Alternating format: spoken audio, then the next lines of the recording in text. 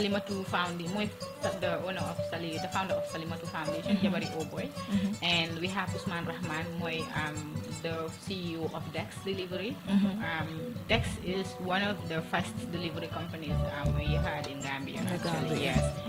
Alhamdulillah, now we have many. So we have Momodu and he's doing an incredible job. And we have Serif. So it's just a group of young people that came together, come together, and then we're making this happen. I'm honestly inspired that our youths are really doing great. Seeing a young lady like you doing that, it's really motivational. You're also doing an incredible job.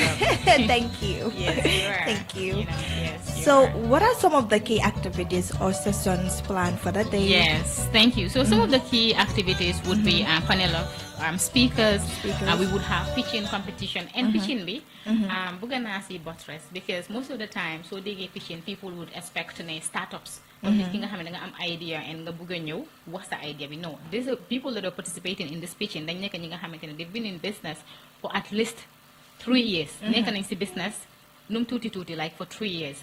You understand? And they've been striving. So these are the people that are doing the pitching. And we also have, there's a magazine, Atiken magazine. It's very dear to my heart. It's my magazine. I think I saw it on the internet. Yes. Atiken, on your page, right? Yes. It's a magazine that featured 10 exceptional African youth. Oh. Most of them are Gambians, and we have Dr. Satang Nabane as the face of the magazine. So when they talk about Atiken, because it's very, very dear to my heart. Like, it's something that is dear to my heart. And we have the likes of Mar Nyang, we featured them in the magazine. We have Lamin Jafune. Like, these are exceptional youths that are doing incredibly well in this country. Do you understand? And also we featured Senegalese youths and Cote d'Ivoire, and one of the youth we featured would be joining us here at the at the conference center on the 27th.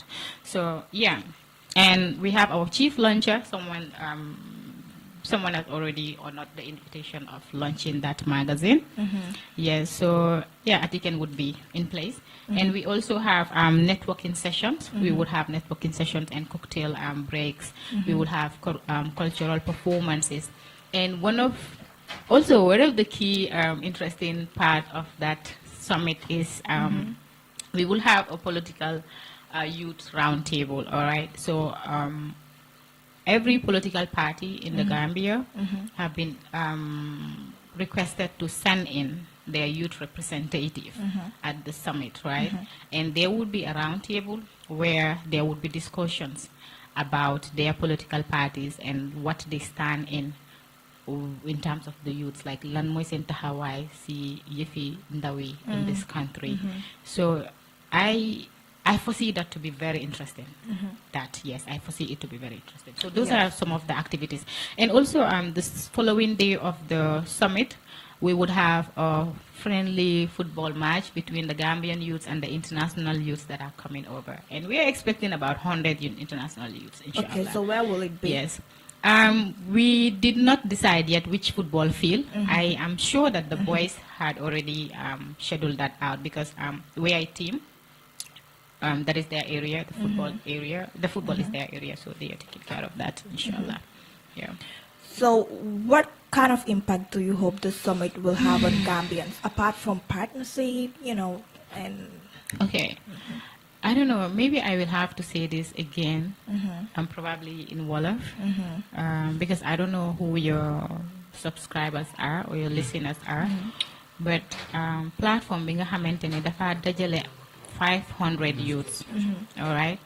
And you get speakers, international speakers, ñi nga xamantene ñoo ñoo taxaw jaakarlo ak xale yooyu noonu ak youths yi waxaagaay in civic, in entrepreneurship, in personal development. Lulu, sometimes there are things that you wouldn't understand if you don't experience it. But if you ever experience a youth gathering, binga xamantene you meet your fellow youths, and then you sat on the same seats, faced speakers that say things that really trigger your brain or that is a lot. because it's not going to be a place where you come and dance and go. No, it's a learning environment. So if you learn, you gain knowledge. So it's a place where any youth kinga xamantene ñu nga fa, inshallah you're going home with knowledge, with wisdom. And because with the speakers, because the speakers that we are having are not just any other kind of speaker. These are people that people love to listen to what they say, not just to enjoy what they say, but to learn from what they say. So that is part of it. And also most of the people that are attending this summit, or the youth that are attending this summit, are people in the they have business ideas, but they don't know how to kickstart with it. And we're having someone to coach them on that. You understand? And that is the president of the Senegalese Youth Entrepreneurs Youth Association. Sorry, the president of the Senegalese Entrepreneurship Association in Senegal. All right, she is one of the speakers, but the other speakers are Gambians. So she is going to be handling that. She would coach these people and direct them, show them how they can actually make their ideas into action. Because most of the time, the guys need more idea. Why problem is more put mu start ko. If you have an idea, just know that someone else somewhere has the same idea. The difference between you and Kokuno moy starting can more def. That is the only difference. You understand? So mom, sunyewe, dina make sure ne lolo, inshallah, that would be there. And when in terms of the other aspect, linga xamantene the youth say would take it home is the political roundtable.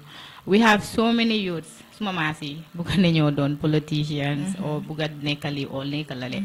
You understand? So and also you support our political parties, right?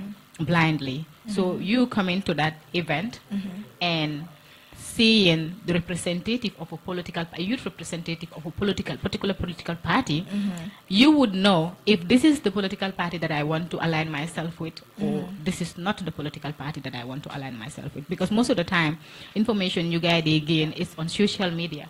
Why so toge nit ki tog ngeen jakarlo mu wax la nga xam lo wara xam or nga, and then also there would be questions. They would be asked questions and they would answer. So there's no way you would attend that summit and not come out with knowledge. It's not possible. Absolutely. Yeah, and also there would be networking come numa ko waxe.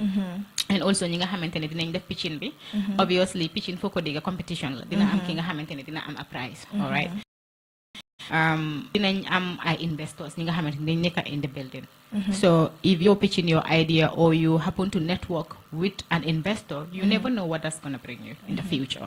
So networking bobu nonu tamit mung fa. All right. And I think Gambia luñ manqué moy place how do I call this? Place how do I say this in Wolof? Can I say it in English? It's okay. Yeah, I think Gambia luñ manqué moy place bi nga xamantene it's like an avenue for growth and an avenue for growth and I don't know, networking. I think I mentioned that earlier because most of the events in there so they may fufu nono dañoo own nit mu ñëw jël award or we go to concerts ak yooyu la people nit yi they pay pour dem. Waaye place bi nga xamantene da nga dem nga dajé fa ak sa morom ki nga xamantene mu ngi def yow lo nekk di def dañ ko dé am why not xamantene dafa ga this huge crowd. This is the first time it's happening actually in the Gambia. Well, you deserve a congratulations with your team. Yeah, this is the first time. I wish I was able to the wall of food that I wanted to tell you, then the listeners would really understand what I am trying to say. It's okay. Yeah. So we have heard that participants are required to pay a registration fee of 1,500. Why was this fee introduced, considering that many summits are free to attend? Okay, so when you say many summits, I don't think Gambia, we never had a summit before, right? This is the first time we're having a summit. And the reason why we are making these charges is, I wish I didn't say this, but I have to say it, is because we do not have support. Okay. Yes, we did not foresee any support, any financial support. We did not foresee that. Yes. So imagine if we had, wanted to do this summit without asking Gambian youths to pay part of this. What is going to happen today? We're going to cancel it. That's what was going to happen. Because we are Gambians, feel and judo, feel and mage. We know Gambia, xam nañ fi Gambian bi. Balaa ñoo dugal seen loxo ci dara dañ am pour gis ko. They have to see it. If it happens for the first time and mu successful, then dinañ am fit bi pour ñëw ñu dugal. But suñ ko gisutee mbite dañoo toog ba last minute ñu gis ne lii de there is no way to way dafa dem. Then ñu ñëw. Waaye soo startee dara Gambians yi duñ dee ñeme pour ñëw. We don't want to take risks. You understand? So loolu bokk na ci li nga xamante ne ñu charge. And one interesting part about that is ne even bi it's not sorry si en conference center bi lañ ko def and yow I'm sure yow xam nga man xam naa ne conference center bi it's expensive. Yeah. And the reason why we are doing it at the conference center bi nekku ne dañ bëgg a am event pour cher no it's because ñu ngi ñëw and ñooñu suñ ñëwee suñ demee duñu wax Fatou Camara duñu wax Ousmane Rahman duñu ñoo wax do you understand and that is very important because summit bi dafa nekk di jaay Gambia tamit it's going to put Gambia on the map in terms of summits because musuñ koo am so Gambia la ñëw wax so su ñoo oote li nga xamante ne nit ki dafa wax turi dëkk bi loolu dafa war a nekk loo xamante ne lu standard ñun génn nañ Gambia dem nañ summits and we've seen and also most of the summits outside Gambia you pay danga am na summits yoo xamante ne du dee nekk full payment bi nga dee def danga dee fay bi gaa ñu fayal la ko you understand so I see no reason why Gambian youths won't want to pay to attend a summit where they would learn. I gisuma any reason bu war a tax we won't do that because other youths are doing it in their countries. So I don't see why we wouldn't do that. And also one interesting part about that is that we call concerts here and people would pay 10,000, 5,000, put them fetch a benn guddi. So lan moo war a tax nit ki mënuloo fay benn $1,000 wala $1,500 nga ñëw toog nga jànga li nga xamante ne dafa njëriñ sa future ëllëg. Gis nga we are here to disrupt the status quo like Gambia dafa am lu bari li nga xamante ne ñun dañ am pour changer ko like pour change ko.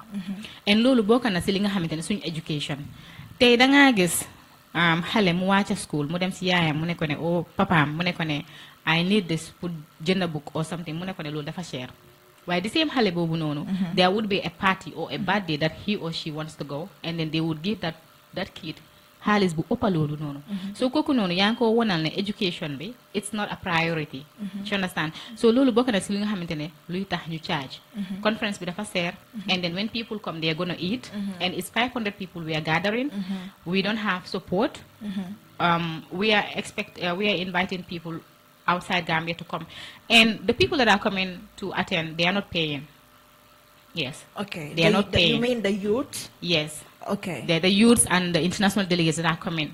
Sorry, international authority. Actually, you can expect authority from the Senegalese Ministry of Agriculture and also from the Senegalese Ministry of Youth and Sports. They are coming. So ñooñu noonu and all the delegates yi nga xam ne ñu ngi ñëw ñooñu they are not paying anything. We are taking care of their accommodation and their food. And the people that are going to be at the conference center, we are taking care of their food also. Do you understand? And tamit ñu ngi expect xale yi ñi nga xamante ne senior school students yi ñu jógee si ob bi Gambia fii nii. Interesting. Yeah, school bu nekk ñu ngi expect head boy ak head girl. Amuñ schools yi yëpp nag waaye am nañ schools yu bari. Te xale yi already guys, they can't wait to be here. And we are providing accommodation for those people and what they are going to eat. They are coming on the 26th, 27th, and 28th. Ñu ngi dellu waaye suñu international delegates ñu ngi fi nekk ba 29th because holidays period bi la moo nekk. One thing li nga xamante ne bëgg naa ko mention fii mooy démba demoon nañ si National Youth Council meet nañ Alaaji mooy the executive director of the National Youth Council and then promise nañu ne xale ñi nga xamante ne ñuy jógee si ob bi gars yi seen accommodation gars yi dinañ xool naka lañ ko provider waaye waxuñu lekka de accommodation lañ wax nekkul pour international delegates de pour xale ñi nga xamante ne ñuy jógee si dex bi ñu ñëw fii nii we're grateful for that and we hope loolu mu materialize do you understand so loolu it like there's a lot of reason why people have to pay and thank God li summit bii nii daf ma wonal tamit not man daf ñu wonal tamit ne am nañ Gambian youth ñu bari ñi nga xamante ne they are willing to pay to learn like because man to be honest, when we started this, I was like, I think if we charge this, I don't think, but let's just try it. We were optimistic. We want to believe that Gambian youths are interested in investing in their future. That is what we want to believe. And Alhamdulillah, they've proven us right. Yes, we are ready to invest in anything. They're paying, they are paying and they are coming. And man, lulu nonu, it's for the first time, people paying to attend such a gathering, so lolu mu ngi la wonal ne nit yi bëgg nañ ñun youth si ñun paré nañ pour invest suñ elek dañ jox la luñ soxla tout moy tuuti push to the support, and bina nañ in institutions yu bari gis nga man Fatou Camara. I don't want to personalize this because it's a team work, but man tay if you take me nga teg ma si biir safara duma la xool dama lijjante man naka laay génnee si safara boobu noonu ba ma génn si safara bi pare den dinaa decide ndax bugga naa la ci lan moo tax nga puus ma daanu si safara bi wala decide duma ko waaye man duma toog ma dee si safara after ma lay blame. I don't blame people for my failure. I don't do that. So that is why we made sure that ñu strategize nga xamante ne summit bi no matter what happen dafa dem alhamdulillah dafa dem. I'm glad that you clarified about the payment, because when I posted it on my status, many people told me that they wanted to join. I guess one girl sent you a message, and some told me that they're surprised because they don't know why they're paying or they have to pay as youths in order to participate because they are all in the Gambia. But I'm glad that now you clarified everything so that they will get to know why they need to pay. So do we have any question for her? I'm sorry, I'm not interrupting. Okay, no, I'm not being not interrupting. I think this is important. And we have the hale yi nga xamantene ñuy attend students yi Gambians yi ñi nga xam ñu nekk abroad ñoo xamantene xam nañ njëriñ yi lu nekk si jànga ak lu nekk si development educational development yi xale ñoom xamuñ xale yi sax ñoom ñoo wax ne man dama bëgg a fayal let's say 3 xale from suma former school kii mu wax ne dama bëgg a fayal this amount of xale yi from suma former school o kii mu wax ne dama bëgg a fayal this amount of xale ñoom ñoo fayal xale yooyu noonu you understand so nekkut xale yooyu noonu senior school students yi nekkut ñoom dañ fay de we put up a flyer and we encourage them. Man, personally, I even did a video telling Gambians, school students to be part of the summit. And we have, I think, 2 people here. And also, I forgot to mention, we have one Gambian, Gambia Fini, mom tamit support nanyo. Si summit bini. Inshallah, bisi event bi, nisi celebrate. So apart from Kukunono, what we are having is people that are paying, youths that are paying. If you look at our Gambia, there's a bright future for Gambia, The flyers and you see the pictures of the people, the kind of people that are paying, the kind of youths that are paying to be part of this summit. It just gives you hope that there is a bright future for this country and they are youths that are ready to develop themselves in any way. Yes. Thank you. Madam Dila Jaja for si waxtaan boo xam ne bu am solo man question bu ma am like whether like yenn seen organisation bi dafa am strong the current government because seen lifin seen is it organization whether like there is a strong collaboration with the Gambian government because lépp loo xam ne dañ ko def yeneen su ko mooy su ron nguur bi daal. Okay. So I don't know. I think I will have to somehow personalize and generalize this answer if that is okay. I think the youth and the government is something that you cannot distinguish from the other, right? What we can do is right. Right? What we can do is write to the government. We've written to even the Office of the President. We've written to the Office of the First Lady. We've written to the Ministry of Youth. We've written to any institution, even the Foreign Ministry of Foreign Affairs. We've that has a little, even the Ministry of Trade. We've written to all institutions in one right to them. And what we can do is write and try to reach out and follow up. We did a follow up in most of the offices. That's what we did. So after follow up, Yes, we did not have any financial support. You know, radio la neka, air la neka. Keman,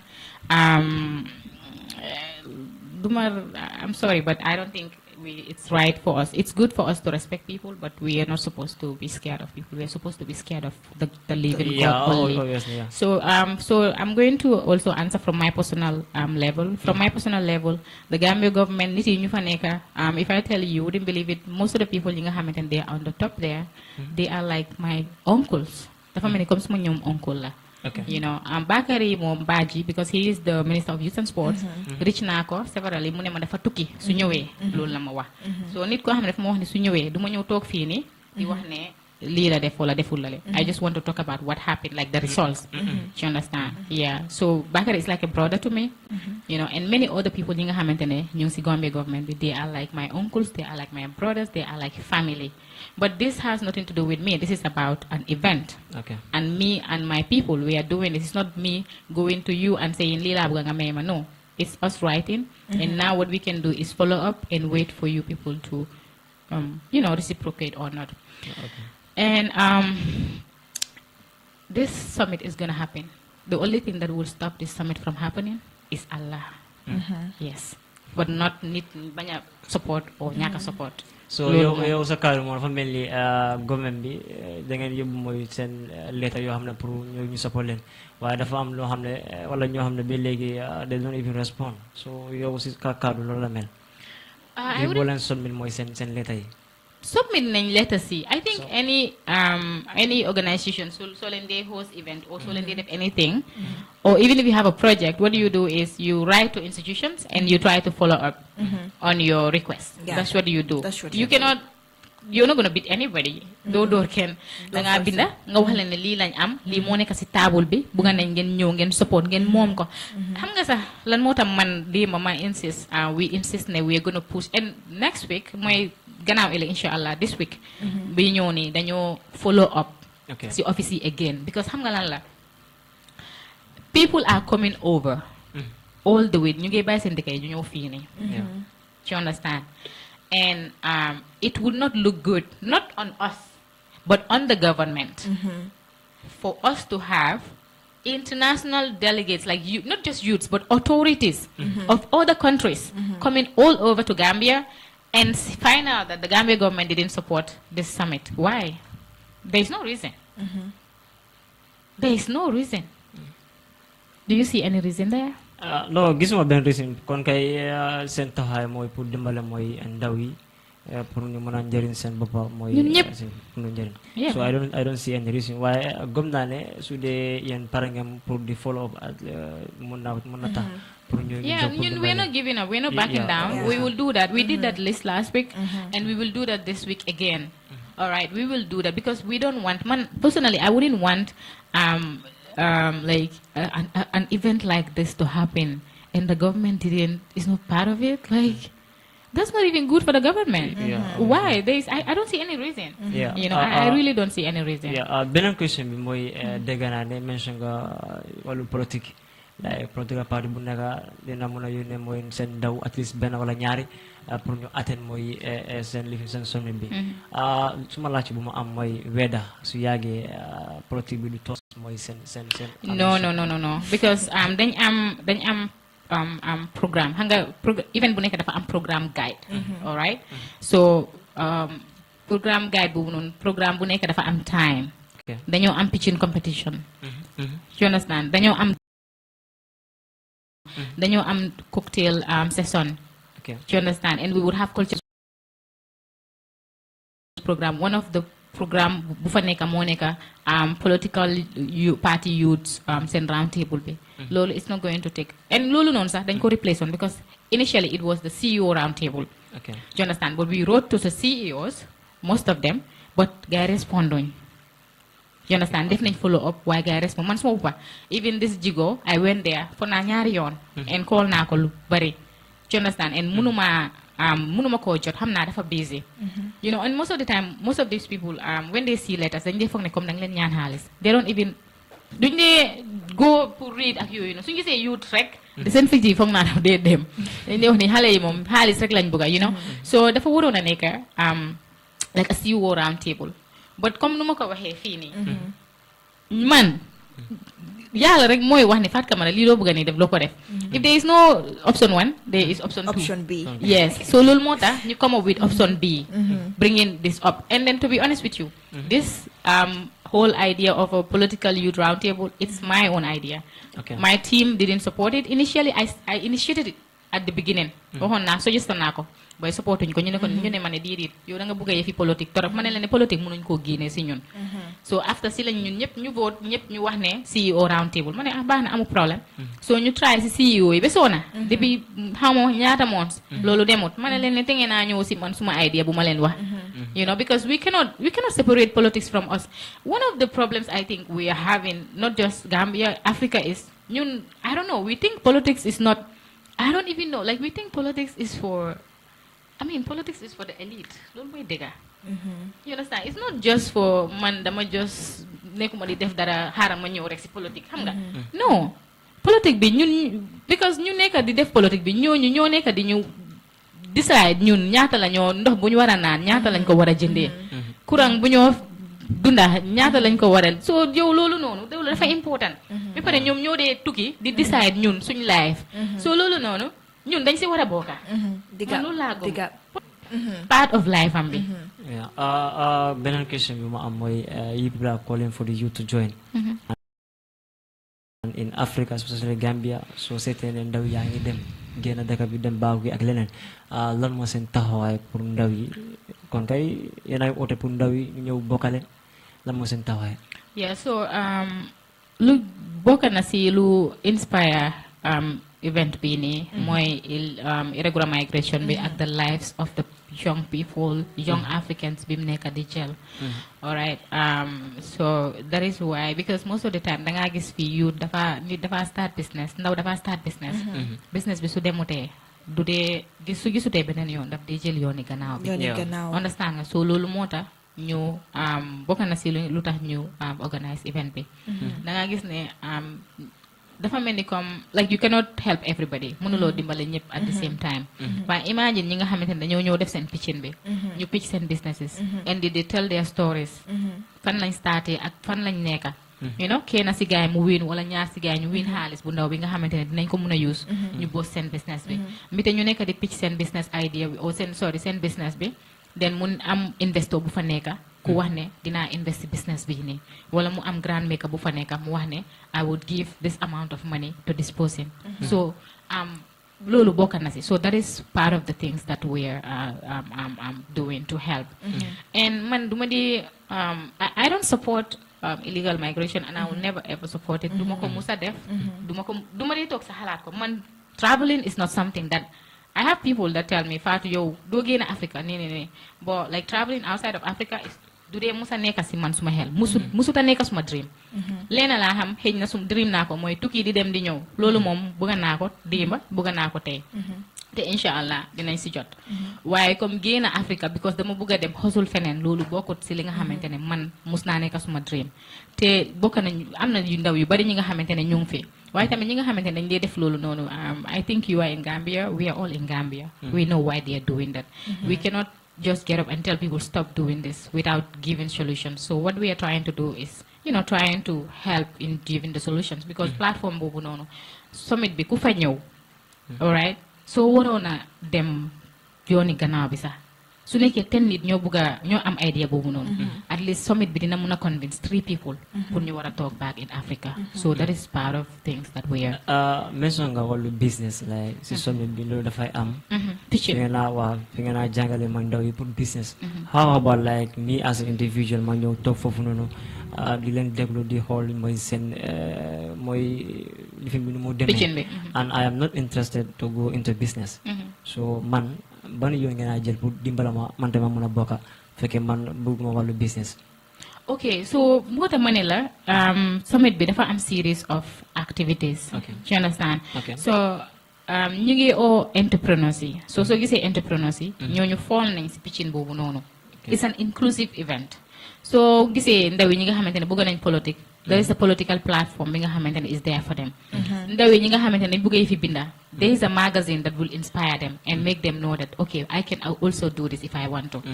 Also, am nañ cultural performances. There are people that are artists. They want to be dancers, they want to sing, they want to do this, they want to do that. ñooñu tamit dinañ si gis seen boppa.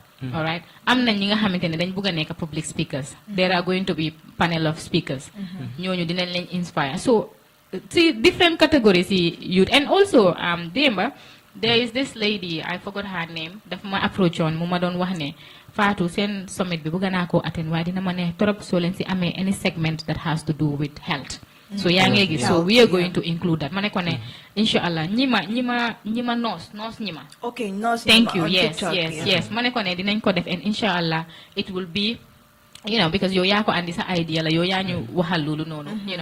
I am yet to even communicate this with the rest of my team. Why the one I went with mooy Serif wax nañ si, and then we will convey the message to the rest of the team, right? And we would find a way to see how we can make her to be part of the event, because that was a brilliant suggestion she did right there. Yes. Jërëjëf si waxtaan boobu noonu comme mbokk yi di jaajëfal mooy kooku mooy Fatoumata Camara Junior nekk na nit koo xam ne bokk na si ndaw yoo xam ne ñu ngi war a mooy summit mooy wala ñu ngi am mooy Youth Impact Summit 27 this month te di ñaan mooy askan bi surtout mooy ndaw yi ñu ñëw bokka soo bokkee moom da ngay am njëriñ boo xam ne da nga ko am mooy foofu noonu mooy seen event bi te mu ngi ñaan mooy ndaw yi lépp loo xam ne solo nga ko da nga ko gis foofu noonu soo nekkee nit koo xam ne da nga am mooy passion bi si wàllu politique bi dina xew foofu noonu tamit wala dina leen may chance bi pour ngeen bokk si loolu noonu su dee tamit si xel nga bëgg a mooy yëngatu loolu te am na foofu noonu mooy seen summit bi bokk na mooy ndaw boo xam ne ku xam ne ku am solo mooy Farmara right? Fatou Kamara. Okay. Junior. Okay. Thank you. So, Fatou, how can someone register or get involved in the summit, either as a participant, volunteer, or a partner? Okay, so like I mentioned here, Summit B is inclusive, like ñëpp si bokka. So hold on. I think a month back we even posted a flyer. The all nit ñi nga xamante ne dañ bëgg a bokka volunteer, and then people reached out, and we took some of their number, and now they are in a WhatsApp group. You understand? And they are helping. They are part of the summit now. So whole am na benn one of our video bi nga xamante ne def nañ ko si conference center bi advert video la. It was only one person that is part of the executive. The rest volunteers. Yeah, so am nañ volunteers yi nga xamante ne they are part of the summit. Working towards making sure it's a success. And ku bëgg a join si summit bi, I think the easiest route would be visiting our Facebook page, Youth Impact Summit. We are on Facebook and we are also on LinkedIn. There is a message that is pinned. It will tell you what you need to do exactly pour nga bokk si summit bi. Ak tamit dina la wax tamit soo bëggee fayal nit, because we have people, I think mention naa ko ñi nga xam ne dañ fayal ay ñu bokk si summit bi. Yeah, loolu tamit dinañ la wax exactly how. Sometimes dama daan mën a am nit yi ñu ma call ñu wax ne dama bëgg a fay pour bokk si summit bi ndax mën naa ko fay si sa number bi ma ne déedéet, it's not my number, because dañ am a finance director. It's not just me that is there, it's the whole team. So guys, suñ ko seenee si number boobu noonu mooy comme number bu start 6 bu Momadou Diallo la. Yeah, suñ ko seenee si Momadou then man lañ dee yónnee screenshot bi ne gars fay nañ. All of that is to make sure there is transparency and there is accountability. Yeah. So will there be post-summit follow-up programs or mentorship opportunities for the participants? Yeah, so post-summit programs loolu dafa nekk li nga xamante ne dafa ñëw mid next year. Or let's say after 3 months. March yooyu noonu la ñoo commencé yooyu noonu. Inshallah, yeah, because suñ team bi, like I mentioned, it's a great team. Rahman, for example, mooy Ousmane Rahman, borom ex moom, entrepreneurship trainer la. He is an accredited trainer. You understand? Yeah. So yeah, he is. He can.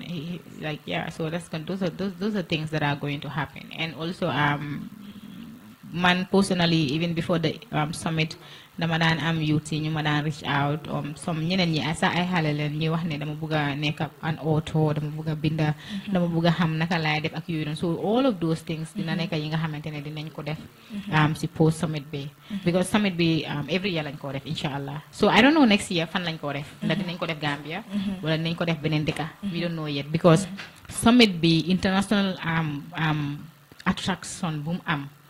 Man, I don't know. Like, we were not even expecting it. It's not like we invited those people. No, they saw it on the internet and they reached out. Yes, that was what happened.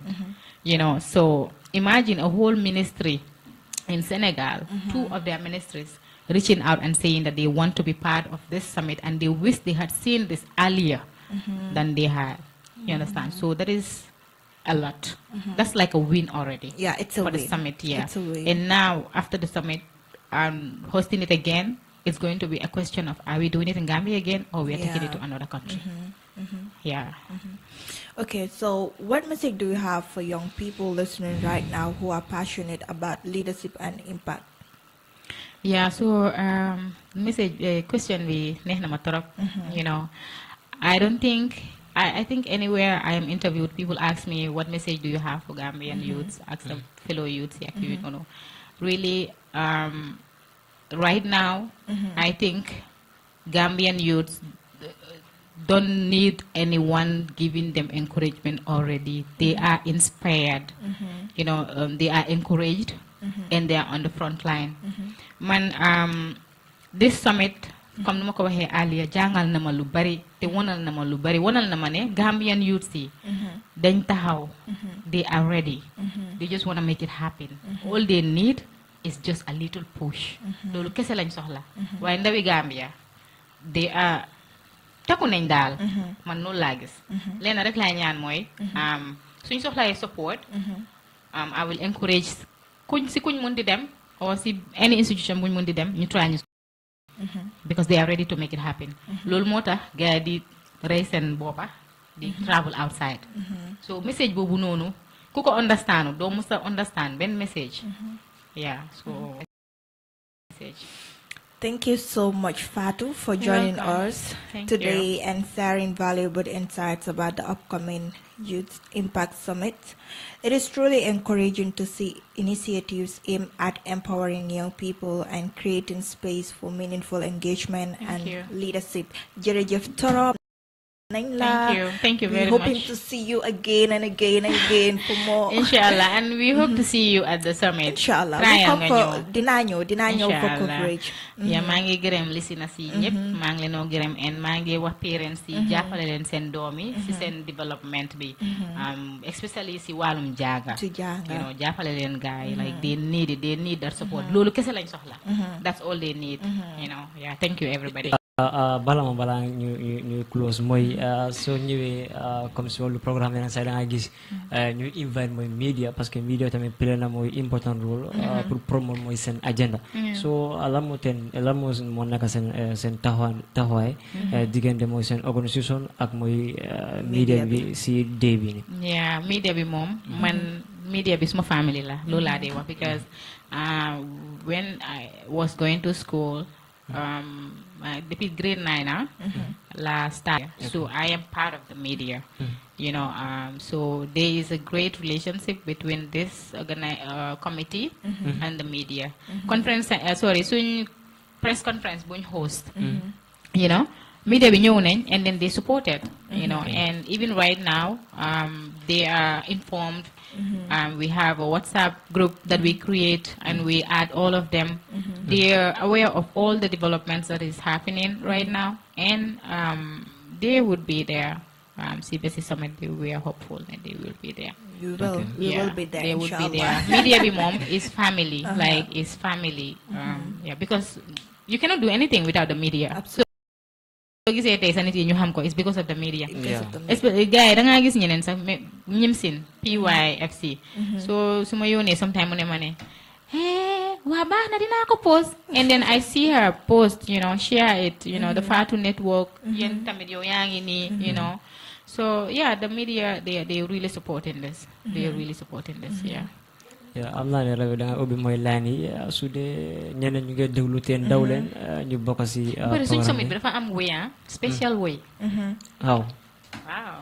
Okay, so mbokk yi leen ko yónnee ngeen ko play. su nekkee bëgg ngeen a call ngeen laajte seen questions wala ngeen participate mën ngeen a call si 2500947 2500947 or 52695. Okay, yaa ngi doon wax dara balaa may wax number si. What is that? No, I'm saying that at the summit, it's going to be really interesting. Of course, it's going to be interesting. It's going to be very interesting. Man, I am excited already.